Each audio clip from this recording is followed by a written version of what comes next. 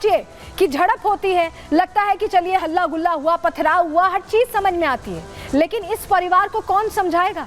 इसका तो अपना छिन गया, सहारा ही छिन गया। रिपोर्ट आपको दिखाते हैं इसी से जुड़ी। अभी प्रशासन क्या कह रहे हैं? कुछ गिरफ्तारी नहीं, लोग मांग कर रहे हैं कि गिरफ्तार हो लोग। मुख्य अभियुक्त गिरफ्तार नहीं, अभी नहीं गिरफ्तार सर। अभी मुख्य अभियुक्त नहीं गिरफ्तार हुआ जो मारा था कोई फरार हैं, 5 लोग अभी कोई गिरफ्तार नहीं हुए हैं। मारने वाले फरार हैं और 2 दर्जन लोग ऐसे पकड़े। हाँ पकड़े, दिखावा में पकड़े।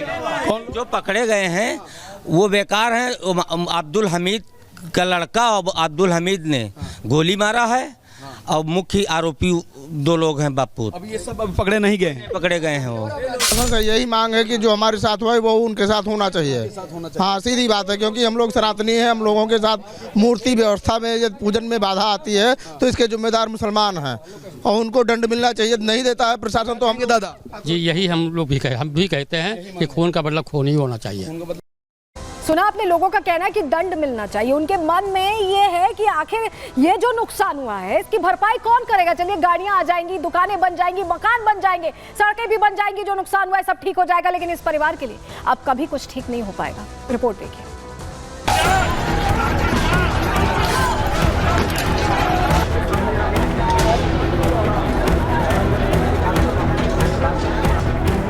बहराइच में दुर्गा प्रतिमा विसर्जन के दौरान भड़की हिंसा ने एक परिवार से उसका चिराग छीन लिया, माँ बाप से उसका सहारा छीन लिया, एक बहन से उसका भाई छीन लिया। उस लड़की की आंखों के आंसू सूख गए हैं जो महज 2 महीने पहले राम गोपाल से शादी कर इस घर में आई। सबकी जुबान पर अगर कुछ है तो सिर्फ एक ही बात, बदला, वो भी ऐसा कि दोबारा कोई ऐसा करने की जरूरत ना कर सके। हमका खून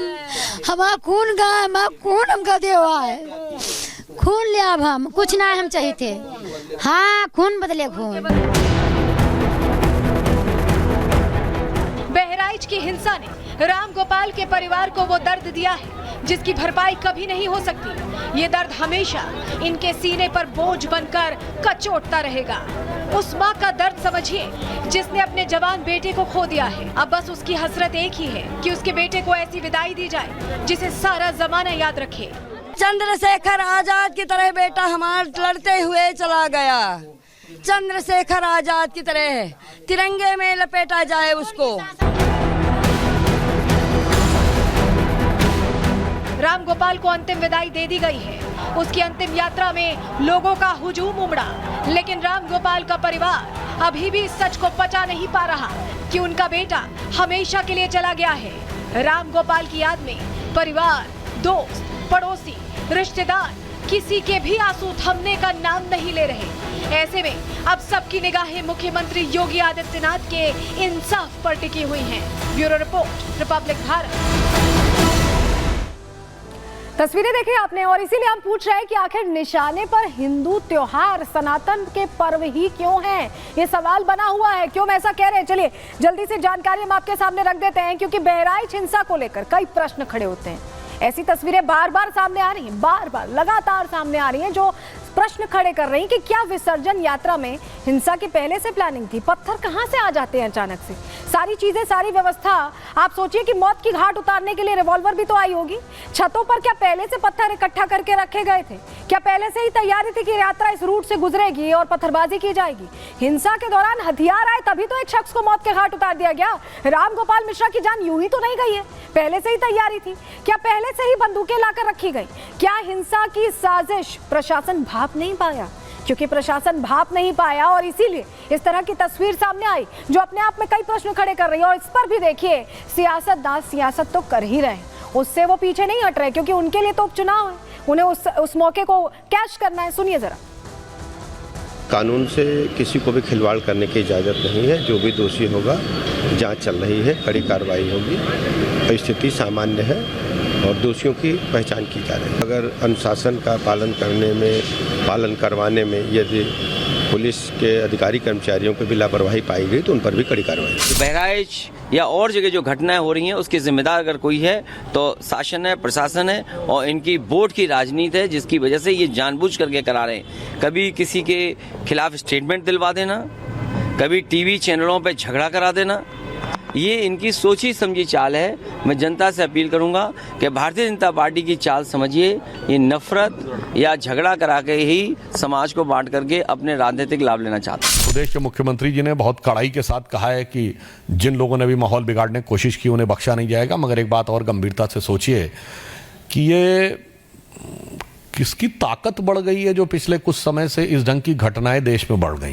देश के बहराइच में दुर्गा विसर्जन के पावन जुलूस पर जिहादियों के द्वारा जिस प्रकार से हमला किया गया और जुलूस में शामिल एक व्यक्ति को पकड़कर मस्जिद में खींचा गया और उसको यातना दे देकर मार दिया गया और बाद में गोली भी मार दी, बहुत दुर्भाग्यपूर्ण है। हिंदू समाज के लिए चुनौती है और मुस्लिम समाज के लिए आत्मनिरीक्षण करने का अवसर है।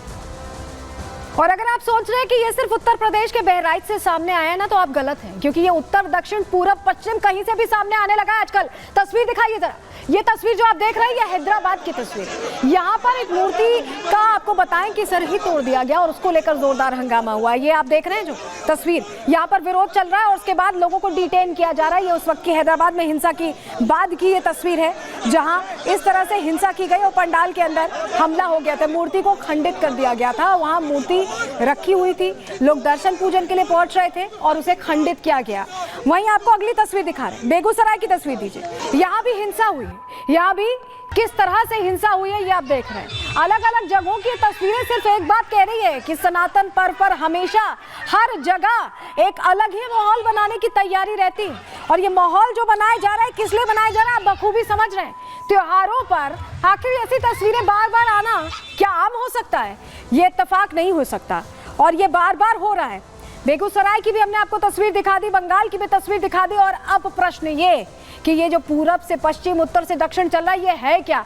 जरा आपको बताते हैं, जानकारी देते हैं। तस्वीर तो हमने आपको दिखा दी, आपको बताएं बार बार टारगेट हो रहा है। ये जो आप पूरा एरिया देख रहे हैं ना, ये टारगेटेड एरिया है जहां पर ये घटनाएं हुई हैं। हिंदू त्योहारों के दौरान हिंसा क्यों हो रही है प्रश्न है। क्या जानबूझकर ऐसा किया जा रहा है? सोचिए, इत्तेफाक तो नहीं हो सकता ना। अलग अलग जगहों पर हो रहा है, अलग अलग मौकों पर हो रहा है, चाहे गणेश विसर्जन हो, चाहे शोभा यात्रा हो, चाहे कोई भी पर्व, दशहरा मनाया जा रहा है तो भी इस तरह की तस्वीरें आ रही हैं। उत्तर प्रदेश में, बिहार में, झारखंड में, बंगाल में, सब जगह एक ही पैटर्न, एक ही तरह की तस्वीर। बेगूसराय में, नवादा में भी हिंसा हुई है, बिहार में, झारखंड के गढ़वा में भी ऐसे ही शोभा यात्रा पर हिंसा हुई। हर जगह की यही तस्वीर है। पश्चिम बंगाल के श्योपुर में भी हिंसा हुई है। सब जगह ये पर्व मनाया जा रहा था और हैदराबाद से भी हिंसा की तस्वीर, जहां मूर्ति खंडित की गई, वहां सामने गणेश पंडाल पर हमले हुए और वहां पर मूर्ति को खंडित कर दिया गया। तो ये तस्वीरें अपने आप में बड़ा सवाल है कि आखिर बार बार ऐसा क्यों हो रहा है। ये सभी को सोचना चाहिए कि क्योंकि ये जो भारत देश है ये समान रूप से चलने का देश है, एक दूसरे की आस्था का सम्मान करने का देश है। चलिए आगे बढ़ते हैं, अगले सेगमेंट का आप रुख कर लेते हैं।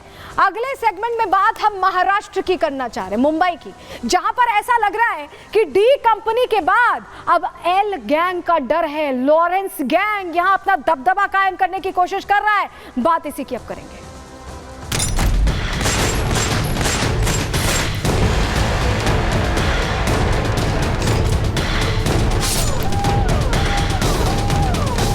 कानून व्यवस्था बिगाड़ने का काम मुंबई में आकर जिन्होंने किया है उनको बिल्कुल बख्शा नहीं जाएगा। वो बिश्नोई गैंग हो या कोई अंडरवर्ल्ड का कोई भी गैंग हो।